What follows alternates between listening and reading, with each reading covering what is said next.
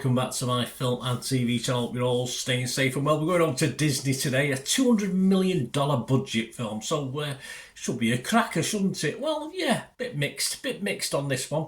It's one of those that you have to put sort of two heads on, really, whether you remember the old Disney classics and you grew up with Disney, or whether you're brand new to it, where it perhaps, if you don't know the old stuff, you're probably happier with it. We're going to look at something that's entitled Wish. Nice easy title for a change. Please, if you're new to the channel, push that subscribe button, push the bell notifications. Everything film and TV, reviews like this, information blogs, lots of different things. There'll even be a Christmas quiz this year, so stay tuned, push those buttons. And give us a like, guys, it'd be much appreciated, a thumbs up. For this film, and leave us your comments. Any comments you've got on this or anything to do with film and TV. 92 minutes, which I like that. They do tend to be an hour and 3/4 these days, up to 2 hours. But for a $200 million budget, yes, they didn't want to push it too much, and I'm happy with that. I'm happy with 92 minutes. It's a PG rating. I mean, nothing wrong with the U for this, in fairness. Animated musical, so there is songs in it. Fantasy film produced by old Walt Disney Animation Studios and, of course, released by Walt Disney. Directed by Chris Buck, Fawn Vereston Fawn in her feature directorial debut. Yeah, she does okay. Based on the story by Jennifer Lee Buck herself and Vereston and Alison Moore. The art style really is apparently combines, and this is a bit old-fashioned, a bit computer animation with the look of Disney's historical hand-drawn animation. So that's probably why it's easy to sort of compare this to some of the classics back in the day. The film stars the voices of, we've got Ariana DeBose doing a lot of the singing, a lot of the good stuff. Chris Pine is the evil guy. Alan Tudyk, Angelique Cabral, Victor Garber, Natasha Rothwell, Jennifer Kumiyama, Harvey Gwillan, Evan Peters, Rami Youssef, and John Rudnitsky. And it's about, it's focusing on a 17-year-old girl. She looks a little, I don't know, does she look 17? Probably teenage, yeah. I mean, doesn't quite look 17 to me. Named Asher, who's played by DeBose, of course, who makes a passionate plea to the stars in a moment of need. We all wish upon a star, haven't we? After sensing a darkness in the kingdom of Rosas that no one else does. Well, she's a bright girl. This was released in and around, the special previews about 19th of November, but generally on release from November the 22nd. And I'm recording this little vlog and all the scores and comments as at the 23rd of November. So not a massive comments, but enough to be going on with at 9 a.m. in the morning, all these scores. So Rotten Tomatoes, yes, not very impressed, the critics. Rotten Tomatoes critics, 47%, and that's 118 critics, so no mean amount. There was 55 fresh and 63 rotten.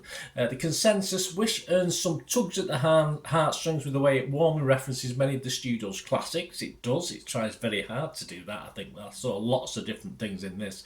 But nostalgia is no substitute for genuine storytelling magic, no matter how beautifully animated it might be.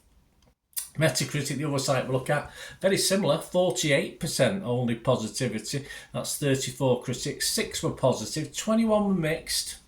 Could be me, and 7 were negative. John Nugent, and we have a look at my two, I subscribe to 3 magazines, Total Film, Empire and SFX, but John Nugent from Empire gave this 3 out of 5. He said, an appropriate tribute to Disney by itself, it hardly breaks any new ground. It's simply there to celebrate the ground the studio was built on.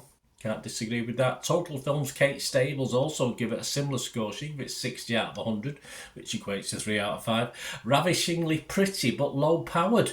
This cute and earnest fairy tale has a whole lot of homage, but not enough heart. Again, I can't digress much from that. But the audience like it, and I think the kids will like it. I think the younger kids who've not been grown up with this will like it. 82% positivity on Rotten Tomatoes audience, 4.3 out of 5. Metacritic users are not quite as impressed, 5.9 out of 10. So just, I think some adults are putting their scores in there.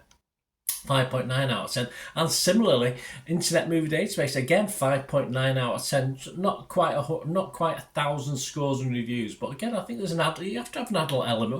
We have to go and watch these, don't we? I mean, I used to go and watch Disney on my own in the old days. How sad was that? But just because I like watching movies, it was as simple as that. But the adult must have an input, because you have to take your kids and your grandkids, etc. So my thoughts, yeah, let's have a look at the songs. I mean, there are routine songs dotted about. Fortunately, they don't go on for too long, which is a bit of a bonus. They follow the usual lively format, though there's no real hook to any of them. And they're not exactly, I remember the days as a kid and even as an adult coming out humming certain tunes. You're not going to do that much with the efforts in this. They're all taken from different things, bits and amalgamation of other Disney songs and things over the years. So nothing really to shout out about. Asher herself is a mix-up, of course, of Disney heroes, male and female. We have to say heroes now, don't we? I used to be able to say heroes and heroines, but you just feel Disney is sticking to the tried and trusted with this one, which is, well, you know, you can't blame him, can you? Well, perhaps you can. An assembly line production, conveyor belt production from me, from the animation to the script to the songs.